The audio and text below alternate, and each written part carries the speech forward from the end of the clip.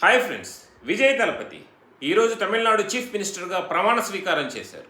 Election ప్రచారం peak దశలో ఉన్నప్పుడు ఆయనకి కేవలం 10 సీట్లు కూడా రావని ప్రత్యర్థులు విపరీతంగా పబ్లిసిటీ తీసుకొచ్చారు. త్రిష గురించిన టాపిక్ తీసుకొచ్చి ఆయన్ని ఇరిటేట్ చేయడం కోసం చాలా ప్రయత్నం చేశారు. ఆయన పర్సనల్ వ్యవహారాన్ని, డైవర్స్ వ్యవహారాన్ని విపరీతంగా పబ్లిసిటీ చేసి ఆయన్ని డీగ్రేడ్ చేయడం కోసం ప్రయత్నం చేశారు. అంతెందుకు, ఆయన కొడుకు చేత ఆయన సోషల్ మీడియా అకౌంట్స్ అన్నీ అన్ఫాలో చేపించారు. అన్నింటికన్నా దారుణమైనటువంటి విషయం ఏంటంటే 100కు పైగా సీట్లు సాధించినటువంటి విజయ్ని గవర్నర్ని అడ్డం పెట్టుకొని చాలా దుర్మార్గంగా సీఎం కాకుండా చేయటం కోసం చాలా అంటే చాలా కుట్రలు చేశారు.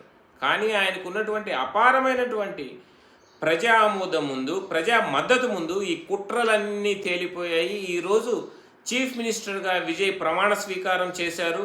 వీళ్ళ కుట్రలన్నింటినీ భగ్నం చేశారు. Congratulations mister Thalapathy Vijay, you created a new history in Tamil Nadu.